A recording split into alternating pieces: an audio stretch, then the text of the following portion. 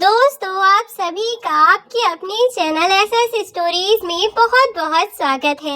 तो दोस्तों, आज की कहानी का शीर्षक है कर्मों का फल। अगर चैनल पर नए हो तो चैनल को सब्सक्राइब कर दीजिए। अंजना बहन, मैं समझ नहीं पा रही हूँ कि अब हम दोनों को क्या करना चाहिए। आखिर कब तक अरुण हम दोनों का बोझा ढोता रहेगा। आखिर उसकी भी तो अपनी जिंदगी है ना, और फिर वह इतना छोटा भी नहीं है। अगर हमारे चक्कर में लगा रहेगा तो अपनी जिंदगी के बारे में कब सोचेगा। और फिर आप तो जानती ही हैं, हम दोनों का बुढ़ापे का शरीर है, कभी कोई बीमारी तो कभी कोई बीमारी। ऐसे में अरुण के ऊपर इतना प्रेशर डालना मुझे नहीं लगता कि बिल्कुल भी सही होगा। महिमा जी ने अंजना जी से कहा तो अंजना जी बोली, हाँ महिमा बहन, बात तो बिल्कुल ठीक कह रही हैं आप। इस महंगाई में जहाँ एक एक रोटी के लिए इंसान दूसरे का पेट काटने को तैयार रहता है, उस महंगाई में दो लोगों का खर्चा तो बहुत होता है। और फिर हमारे आने से अरुण के लिए सिर्फ खर्च ही खर्च बढ़े हैं। हमारी वजह से उसे कौन सा फायदा हुआ? क्या कोई फायदा हुआ है उसे? खाने पीने के खर्चे से लेकर हमारे पहनने ओढ़ने, हमारी दवाई गोलियों के खर्चे तक सब कुछ खर्चा बढ़ा ही तो है। ऐसे में मैं भी सोचती हूँ कि हमें कुछ तो करना चाहिए। आखिर वह लड़का कब तक अकेला सब कुछ करता रहेगा। ऐसे ही वे दोनों आपस में बातें कर रही थीं कि तभी दरवाजे पर दस्तक हुई। उन्होंने दरवाज़ा खोला तो देखा कि दरवाजे पर अरुण था। जैसे ही दरवाजा खोला तो अरुण अंदर आया। मुस्कुराता हुआ अरुण उन दोनों से बोला, और आंटी कैसी हैं आप? क्या गुटरगू हो रही थी मेरे पीछे, और मेरे आते ही आप दोनों आखिर चुप क्यों हो गईं? लगता है मेरे पीठ पीछे मेरी बुराई की जा रही थी। उन दोनों को छेड़ता हुआ अरुण बोला। तो वह दोनों बोली, अरे नहीं नहीं बेटा, दुनिया में हम दोनों कुछ भी कर सकते हैं, लेकिन तुम्हारे जैसे इंसान की बुराई नहीं कर सकते। तुम्हारी बुराई करने के बाद हमें क्या पाप का भागी बनना है? तुमने जो भी किया है वह कोई आम इंसान नहीं किया करते। भगवान के भेजे हुए फरिश्ते ही ऐसा कर सकते हैं। उनकी बात सुनकर अरुण उनके पास आया और बोला, बस कीजिए आंटी, आप दोनों तो मुझे सच में भगवान बनाकर मानेंगी। अरे भाई, मैं एक आम सा इंसान हूँ और मुझे एक इंसान ही रहने दीजिए। आप तो खामखा मेरी तारीफों के पुल बांधने लग जाती हैं। ऐसा कुछ नहीं है जैसा आप लोग सोच रहे हैं। चलिए, अब बहुत देर बातें हो गई, मुझे ना बहुत जोरों की भूख लग रही है। अगर कुछ बना हुआ हो तो खाने के लिए मिलेगा क्या? पेट पर हाथ घुमाता हुआ अरुण बोला और हंसने लगा। तो वे दोनों भी हंसते हुए बोली, जरूर बेटा, तुम जाओ, जाकर हाथ मुंह धोकर आओ, हम तुम्हारे लिए भी खाना लगा देते हैं। अरुण आया तो उसने देखा कि उन्होंने 3 थालियों में खाना लगाया हुआ था, और उन्हें देखते ही वह समझ गया कि उसके आने तक उन दोनों ने कुछ भी नहीं खाया था। अरुण ने फटाफट चटाई पर बैठकर उन दोनों से कहा, आंटी, आप दोनों ने अभी तक खाना शुरू नहीं किया। चलिए चलिए, अब आप दोनों भी खाना खाना शुरू कीजिए। अब खाना खाते हुए अरुण ने उन दोनों से पूछा, आंटी एक बात बताइए, इतना लेट हो गया मुझे घर आने में, अभी तक आप दोनों ने खाना क्यों नहीं खाया? तो महिमा जी और अंजना जी बोली, ऐसे ही बेटा, बस तुम घर नहीं आए थे तो खाने का मन नहीं हुआ। फिर हमने सोचा कि जब तुम आ जाओगे तो तीनों साथ बैठकर खाएंगे। अब देखो, तुम आ गए हो तो खाने में भी मन लग रहा है और तुमसे बातें करने में भी, क्योंकि एक नंबर के बातून हो तुम। चुपचाप मुंह बंद करो और खाना खा लो। हंसती हुई महिमा जी ने कहा तो अरुण भी हंसने लगा और बोला कि अच्छा ठीक है, पहले खाना खा लेते हैं, फिर बात बाद में करेंगे। खाना खाने के बाद अरुण ने चटाई को साइड खिसकाया और वहीं जमीन पर एक और बिस्तर लगाया और चटाई के ऊपर भी बिस्तर लगा दिया, गद्दे डाल दिए और फिर जैसे ही वह दूसरे बिस्तर पर लेटने लगा तो अंजना जी और महिमा जी बोली, अरुण बेटा प्लीज तुम ऊपर खाट पर सो जाओ ना, यहाँ नीचे क्यों लेटे हो? हमें अच्छा नहीं लगता तुम हमारी वजह से जमीन पर लेटे हो। तो अरुण बोला, अरे आंटी आप क्यों परेशान हो? मैं तो हट्टा कट्टा जवान हूँ, मुझे जमीन पर सोने में क्या परेशानी होगी? बताइए भला। अगर आप में से किसी का भी मन हो तो आप लोग खाट पर सो सकती हैं। वैसे मैं कोशिश कर रहा हूँ, इस महीने की एक और खाट ले लूंगा, फिर आप दोनों आराम से खाट पर सोया करना। अभी थोड़ा सा बजट हिला हुआ है ना, इसलिए नहीं ले सकता। अरुण ने फिर से मजाक के मूड में कहा तो वे दोनों बोली, नहीं बेटा तुम्हें खाट वाट लेने की कोई जरूरत नहीं है, खामोखा खर्चा बढ़ाए जा रहे हो। जब से हम दोनों आए हैं तुम हमारे ऊपर इतना खर्च मत करो, आखिर हमसे तुम्हें मिल ही क्या रहा है? जब से हम आए हैं तुम्हारे ऊपर बोझ बनकर पड़े हैं, हमारी वजह से तुम्हारे खर्च ही बढ़ रहे हैं बेटा। पहले जहाँ तुम अकेले अपना खर्चा चला देते थे, अब तुम्हें हम दो बुढ़ों का बोझ और झेलना पड़ रहा है। अब अंजना जी ने यह कहा तो अरुण का मुस्कुराता हुआ चेहरा उदास हो गया और वह उदास होकर बोला, आंटी आप ऐसा क्यों कह रही हैं? क्या मुझसे कोई गलती हुई? क्या मैंने आपको कभी भी ऐसा कुछ महसूस कराया है कि आप मेरे ऊपर बोझ हैं, या मैं आपसे परेशान हो गया हूँ, या ऐसा कुछ भी जो आपको अच्छा नहीं लगा हो? और उनकी बात सुनकर दोनों ने ना में गर्दन हिला दी और बोली, नहीं बेटा तुमने कभी ऐसा कुछ नहीं किया, लेकिन फिर भी हमारी आंखें तो बंद नहीं है ना, हमें भी दिख रहा है बेटा कि तुम हमारे लिए क्या कुछ नहीं कर रहे हो। तो अरुण बोला, आंटी आप ऐसा क्यों कह रही हैं?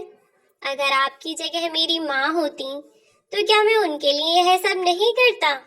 या मेरी जगह आपका बेटा होता तो क्या आप उन्हें भी ऐसे ही पराये होने का एहसास कराती? नहीं ना, आप बार बार ऐसी बातें बोलकर मुझे पराया होने का एहसास कराती हैं, और यह सब इसीलिए ना क्योंकि मैं आपका अपना बेटा नहीं हूँ। मैं जानता हूँ आंटी, इस सच को तो मैं बदल नहीं सकता, पर मैं अपनी तरफ से पूरी कोशिश करता हूँ, और मैं आपको अपनी माँ के समान मानकर ही आप दोनों की इज्जत भी करता हूँ। और आप दोनों पता नहीं कैसी कैसी बातें करती हैं। यह कहता हुआ अरुण थोड़ा उदास हो गया और साथ ही उसकी आंखें नम हो गईं। तो महिमा जी बोली, अरे बेटा तुम तो खामखा परेशान हो गए। यह अंजना जी तो पता नहीं कैसी बातें करती हैं, लेकिन यह ऐसा कुछ नहीं कहना चाहती थी। हमारा कहने का मतलब था कि तुम्हें जब तुम्हारी तनख्वाह मिले ना, तब हमें साथ लेकर चलना, और तब जो भी जरूरत का सामान होगा वह हम ले आएंगे, ठीक है? और हम तुम्हें पराया क्यों समझेंगे? अरे तुम तो हमारे वह अपने हो जो कोई नहीं हो सकता। एक बात बताओ बेटा, क्या खून के रिश्ते ही सब कुछ होते हैं?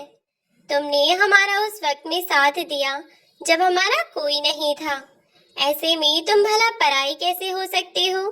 तुम तो हमारे अपने बेटों से भी ज्यादा हो। इतना कहकर महिमा जी ने उनके सिर पर हाथ रख दिया और अंजना जी ने भी मुस्कुराते हुए उसके सर पर हाथ रख दिया और बोली, महिमा बहन ने बिल्कुल सही कहा है बेटा, मुझे माफ कर देना। मेरी बातों से अगर तुम्हारा दिल दुखा हो तो मुझे माफ कर देना बेटा। तब अंजना जी की बात सुनकर अरुण बोला, आंटी जी आप मेरी माँ समान हैं, और आप जानती हैं माँ कभी बच्चों से माफी नहीं मांगती। माँ के हाथ केवल आशीर्वाद देने के लिए होते हैं, और माँ के मुंह से केवल अपने बच्चों के लिए आशीर्वाद निकलता ही अच्छा लगता है, अपने बच्चों के लिए माफी मांगने वाले शब्द नहीं, ठीक है ना? इसीलिए अब आप दोनों ज्यादा सेंटी मत होइए और चुपचाप सो जाइए। कल सुबह उठकर मुझे ऑफिस भी जाना है, और फिर अगर आप दोनों लेट उठेंगे तो मुझे इतना टेस्टी सा खाना कैसे मिलेगा, और इतना टेस्टी सा खाना लेकर मैं लंच में कैसे जा पाऊंगा? वैसे सच में आंटी कुछ भी कहिए, आप दोनों के हाथों में ना जादू है, जादू। कमाल है आप दोनों भी, इतना अच्छा खाना कैसे बना लेती हैं। अब आप ना फटाफट सो जाइए, फिर कल सुबह उठकर मेरे लिए कुछ टेस्टी सा बना दीजिएगा, है ना। फिर से मजाक के मूड में होता हुआ अरुण उन दोनों से कहने लगा, तो वह भी हंसते हंसते अपनी गर्दन हिलाने लगी और बोली कि हाँ हाँ ठीक है, अब तुम सो जाओ, हम भी सोते हैं। और वे तीनों सो गए। अगली सुबह जब अरुण अपने ऑफिस के लिए निकलने लगा, तो महिमा जी और अंजना जी ने अरुण के लिए बहुत ही स्वादिष्ट खाना बनाया। कढ़ी चावल और एक सूखी सब्जी बनाकर उसके लंच में पैक कर दी और अरुण रोज की तरह अपना लंच लेकर काम के लिए निकलने लगा। अरुण एक कंपनी में काम करता था। वह बहुत अच्छे पद पर नहीं था, क्योंकि वह बहुत ज्यादा पढ़ा लिखा ही नहीं था, लेकिन हाँ, मेहनती बहुत था। जहाँ भी काम मिल जाता, कभी भी किसी काम को करने से पीछे नहीं हटा और अपनी इसी मेहनत के बलबूते पर ही वह अपना खर्च चला रहा था। और कहीं न कहीं अंजना जी और महिमा जी दोनों को यह चीज दिखती थी। लेकिन अब काफी समय से अरुण एक ही कंपनी में लगकर काम कर रहा था और उसकी उसे तनख्वाह भी ठीक ठाक मिल जाया करती थी, जिससे कम से कम वह अपना खर्च तो बहुत आसानी से चला लिया करता था। उसने एक कमरा किराए पर लिया हुआ था और उसी घर में वह महिमा जी और अंजना जी के साथ में वह खुद भी रहता था। अरुण के ऑफिस में जहाँ पर वह काम किया करता था, वहीं पर उसके साथ एक लड़की भी काम किया करती थी और इत्तेफाक से उसके परिवार में भी कोई नहीं था। वह भी अनाथ ही थी और काफी समय से अरुण उसे पसंद करता था, लेकिन कभी उसने उससे बात नहीं की, क्योंकि वह सब एक अच्छे दोस्त की तरह ही साथ में रहा करते थे। जब से अरुण के लिए अंजना जी और महिमा जी ने खाना बनाकर भेजना शुरू किया, तब से तो सब लोग उसके खाने की ही तारीफ किया करते। हमेशा बस उनकी तारीफों में ही लगे रहते थे।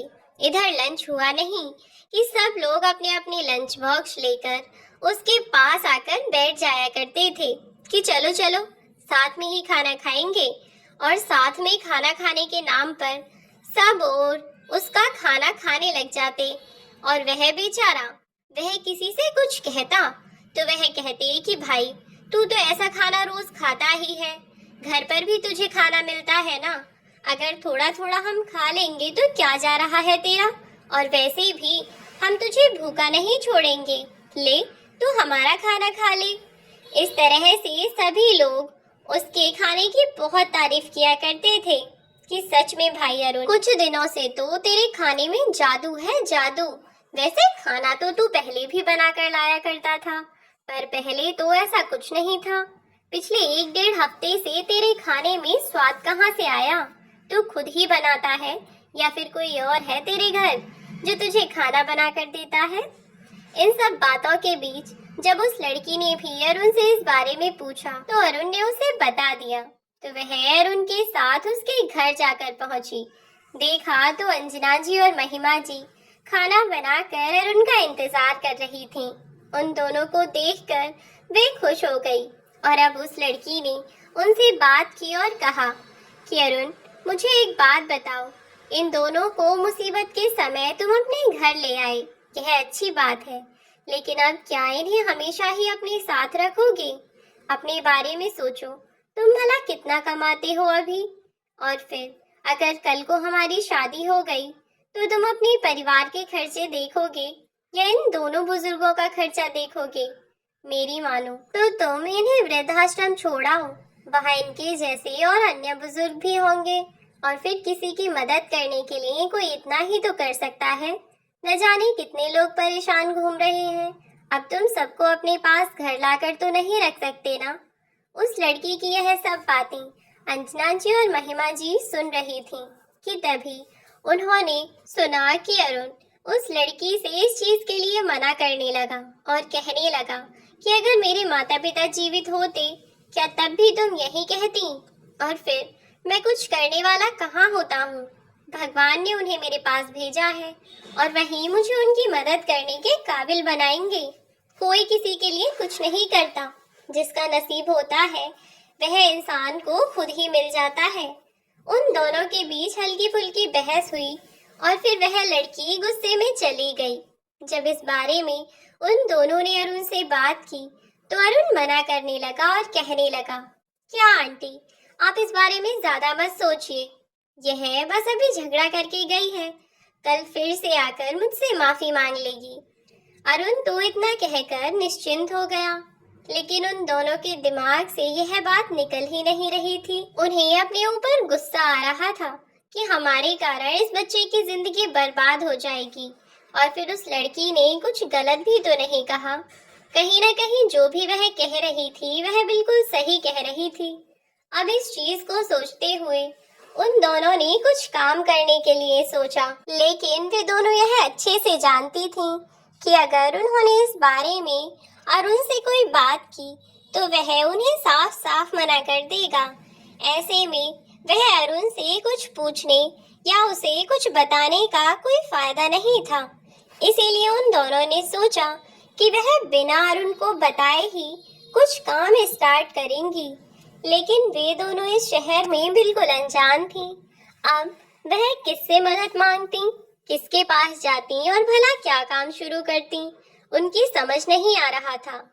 अब उन्होंने इस बारे में सोचा कि वह क्या करेंगी, और फिर कुछ टाइम तक सोचते रहने के बाद एक दिन शाम के समय जब वे घूमने जा रही थीं, तब उन्होंने देखा कि बाजार में शाम के समय बहुत ज्यादा भीड़ लगी होती है।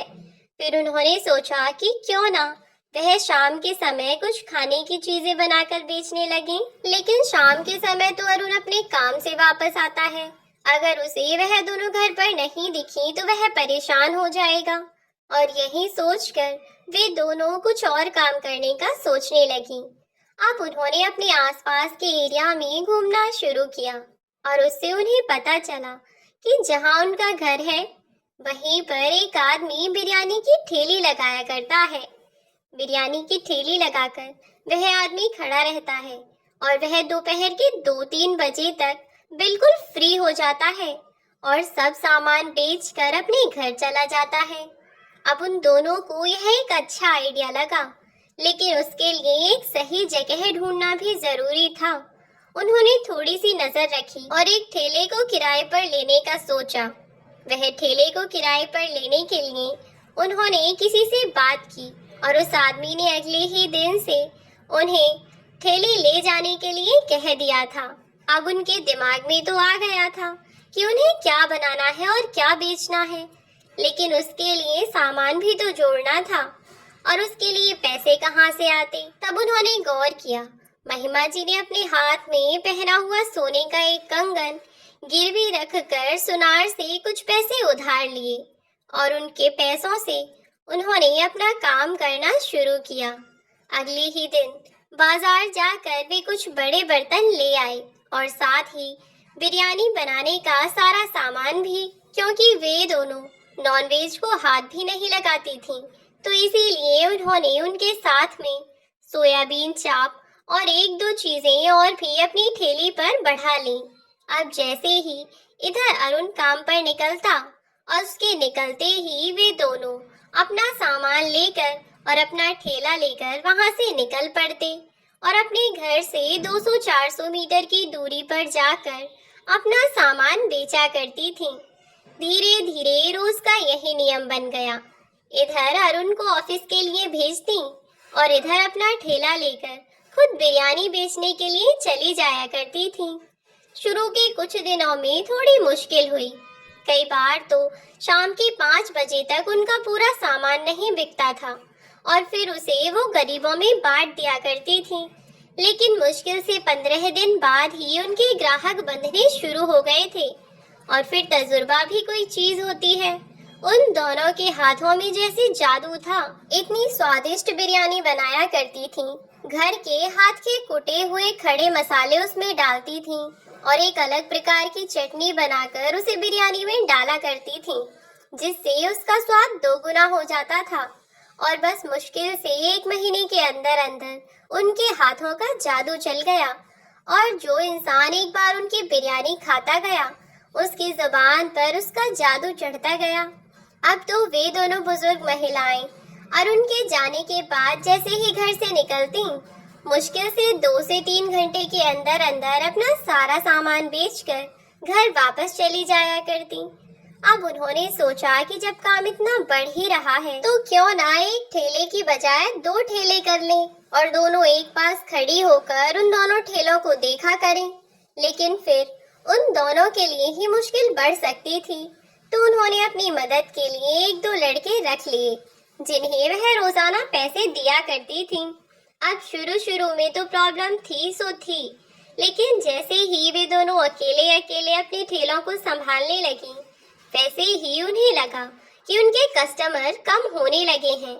इसीलिए उन्होंने 2-3 दिन ही अलग ठेले लगाने के बाद अपना यह प्लान बदल दिया और मन लगाकर अपने एक ही ठेले पर दोनों ने मिलकर काम किया और वह अपने साथ बिरयानी का एक भगोना नहीं बल्कि 2-2 भगोने लेकर आया करती थीं।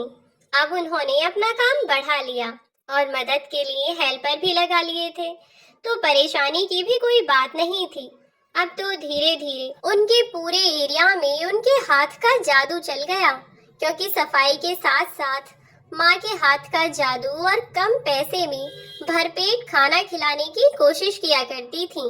बेशक उन्हें थोड़ा कम बचे, लेकिन उनकी दुकान से कोई भी भूखे पेट वापस न लौटे, वह यही सोचा करती थी। और इधर अरुण को इस बारे में अभी तक कुछ भी पता नहीं था और वह लड़की अरुण से अभी भी बात करती थी, लेकिन उन दोनों के बीच अक्सर इसी बात को लेकर बहस छिड़ जाया करती थी कि अगर अपने परिवार को भविष्य में वह कैसे संभालेगा। अरुण कोई परेशानी हुई तो क्या करेगा? यदि वह इन बुजुर्गों के चक्कर में ही लगा रहा तो अपना भविष्य कब देखेगा? लेकिन उस लड़की को पता नहीं था कि उससे भी ज्यादा उन दोनों को यानी अंजना जी और महिमा जी को अरुण की चिंता थी, और इसीलिए तो उन्होंने यह सब काम करना शुरू किया था। 3 महीने में ही उन्होंने किराए की वह ठेली खरीद ली थी और अपना काम भी बढ़ा लिया था। ठेले पर लगने वाला सारा खर्चा निकालने के बाद भी वह ठीक ठाक पैसे बचा लिया करती थी। अब तो दिन दोगुनी रात चौगुनी तरक्की करने लगी थी। इधर अरुण के ऑफिस में और भी जगह जो भी उनके खाने को खाता वह तारीफ करते नहीं थकता था, और जब भी वह लड़की कुछ कहती तो अरुण यही कहा करता कि तुम तो जानती हो ना, पहले मेरा क्या हाल था। पहले मुझे कोई पूछने वाला भी नहीं था। मैं 1-2 दिन बीमार हो जाता तब भी मैं कैसे पड़ा रहता था जब तुम यहाँ नहीं थी। लेकिन जब से ये आंटी आई है, अगर मुझे थोड़ा भी कुछ हो जाए तो दोनों एकदम परेशान हो जाती हैं। मुझे लगता है कि मुझे कुछ हुआ तो मेरे लिए भी परेशान होने वाला कोई अपना है। क्या यह सब तुम्हें कम लगता है? वह दोनों मुझे बहुत प्यार करती हैं और मैं भी उन्हें अपनी माँ समान समझता हूँ और उन्हें यूं दर दर भटकने के लिए नहीं छोड़ सकता। और बस ऐसे ही लड़ते झगड़ते उन दोनों का टाइम भी कट रहा था, और इधर अंजना जी और महिमा जी अपना काम बढ़ाई जा रही थी। धीरे धीरे उन्होंने बिरयानी पैक करके बेचने का काम शुरू कर दिया। उन्होंने ऑनलाइन खाना बेचने वाले एक पोर्टल पर कांटेक्ट किया और अपनी सर्विस देनी शुरू की। जैसे ही उनका वह काम बढ़ा तो उनके पास पैसे और आने लगे। ऐसे ही उन्होंने कभी किसी से जानकारी निकाली तो कभी किसी से, और धीरे धीरे अपना काम बढ़ाती गईं। एक दिन ऐसा आया कि वे दोनों अपने पास इतना पैसा जोड़ चुकी थीं कि अपने लिए एक छोटा सा घर खरीद सकें। बहुत बड़ा बंगला तो नहीं, लेकिन हाँ, अपना सर ढकने के लिए अपनी छत खरीदने के लायक पैसे उन्होंने जोड़ लिए थे। और अरुण जहाँ एक कमरे के मकान में या कहें कि एक ही कमरे में उन दोनों के साथ अपना जीवन बिता रहा था, वहीं उन्होंने उस अरुण को अपना बेटा समझकर उसके लिए इतना कुछ करने का सोचा, और उन्होंने अरुण को सरप्राइज देने के इरादे से अपने ही कुछ कस्टमरों की मदद से, जो कि उनके पास रोजाना आया करते थे और वे अरुण की ही उम्र के रहे होंगे, उनकी मदद से उन्होंने एक मकान को खरीदने की बात कर ली और अरुण को उसके जन्मदिन के मौके पर तोहफे के रूप में उसे सरप्राइज देने के लिए उस नए घर में लेकर पहुंची। अरुण को ही नहीं बल्कि उसके अनाथ आश्रम के सभी बच्चों का आज बर्थडे था, क्योंकि अनाथ बच्चों के जन्म का कोई दिन किसी को नहीं पता था। तो इसीलिए वहाँ के संचालक ने ही उन सब का जन्मदिन एक दिन पर मनाने का सोचा और बस तब से सभी बच्चे एक दिन पर अपना जन्मदिन मनाने लगे। और इस बारे में भी अरुण ने ही महिमा जी और अंजना जी को बताया था और इसीलिए उन दोनों ने अरुण के जन्मदिन के मौके पर ही उसे यह सरप्राइज देने का सोचा। अब अरुण जैसे ही शाम को घर पहुंचा तो उसने देखा कि अंजना जी और महिमा जी के साथ उसके सारे फ्रेंड्स और अमिता भी है और उन सब ने ही अरुण के लिए यह एक सरप्राइज प्लान किया हुआ था। और अरुण के आते ही उन सब ने गुब्बारे फोड़े और अरुण को बर्थडे विश करने लगे। यह सब देखकर अरुण बहुत खुश हुआ और सबको धन्यवाद करते हुए बोला, आप सबको कैसे पता चला कि आज मेरा बर्थडे है? तब अंजना जी और महिमा जी की ओर इशारा करते हुए उसके ऑफिस कलीग्स ने कहा, यह जो तुम्हारी आंटी जी है ना, हमें इन्होंने ही बुलाया था। तो हमने भी सोचा कि भाई जब इतना टेस्टी खाना खाने का मौका मिल ही रहा है तो क्यों छोड़ा जाए। तो बस हम भी फटाफट दौड़े चले आए। उनकी इस बात पर सभी लोग हंसने लगे। फिर सब ने साथ बैठकर हंसी मजाक किया। केक कटिंग करने के बाद सब लोग अपने अपने घर जाने लगे, लेकिन अरुण और अमिता को लेकर अंजना जी और महिमा जी गाड़ी में कहीं जाने लगी।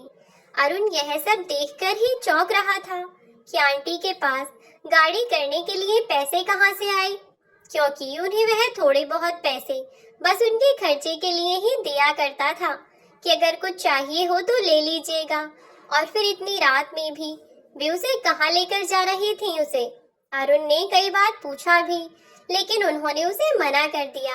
अब अरुण सोचने लगा कि इतनी रात में आंटी मुझे कहाँ लेकर जा रही हैं जाने। अरुण कुछ कुछ तो समझ रहा था, लेकिन अमिता नहीं समझ पा रही थी।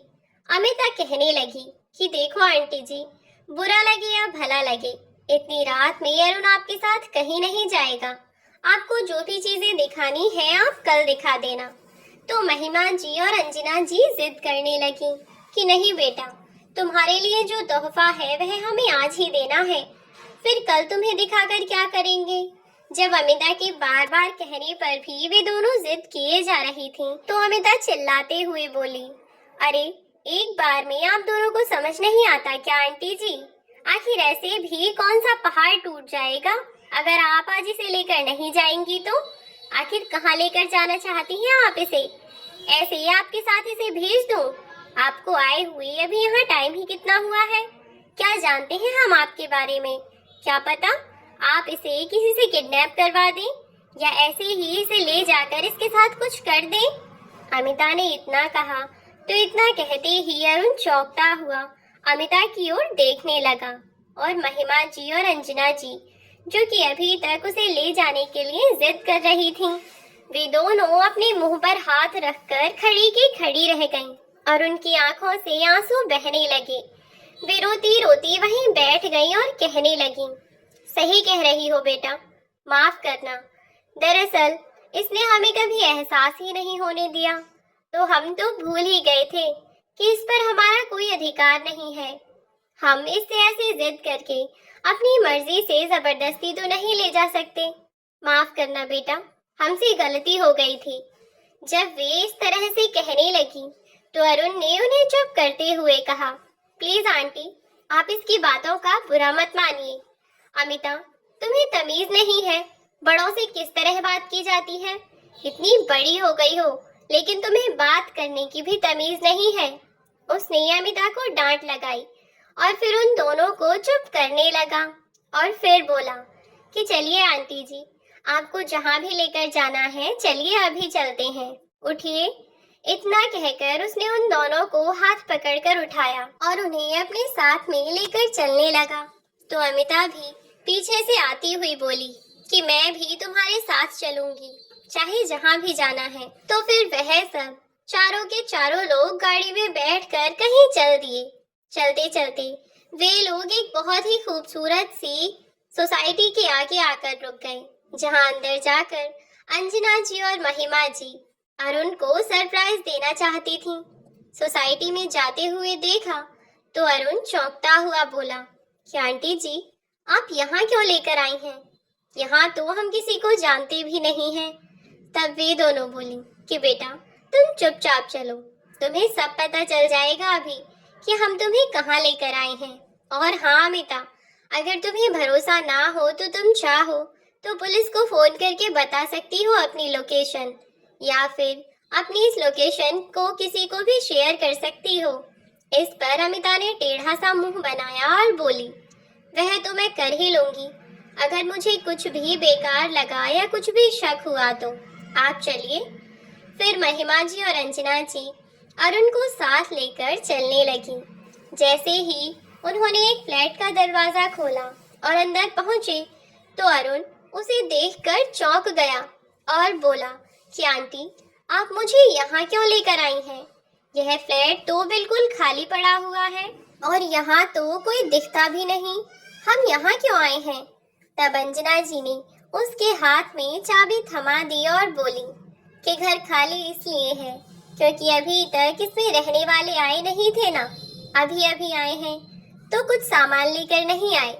यह कहते हुए वह मुस्कुराने लगी और यह बात सुनते ही अरुण चौंक गया और बोला, क्या सच में?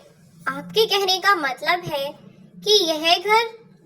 तो वे दोनों मुस्कुराने लगी और बोली कि हाँ हाँ, यह घर हमारा ही है। और उनकी यह बात सुनकर अरुण चौंक गया, लेकिन खुश भी हुआ। कुछ भी हो, 2 कमरे का वह छोटा सा फ्लैट उनके लिए बहुत बड़ा था, जबकि वास्तव में वह इतना बड़ा नहीं था, लेकिन उनके लिए वह बहुत बड़ा और बहुत खूबसूरत भी था, क्योंकि आज उनकी खुशी का कोई ठिकाना नहीं था। लेकिन अब अरुण ने चौंकते हुए उनसे पूछा कि आंटी, आपके पास इतने पैसे कहाँ से आए?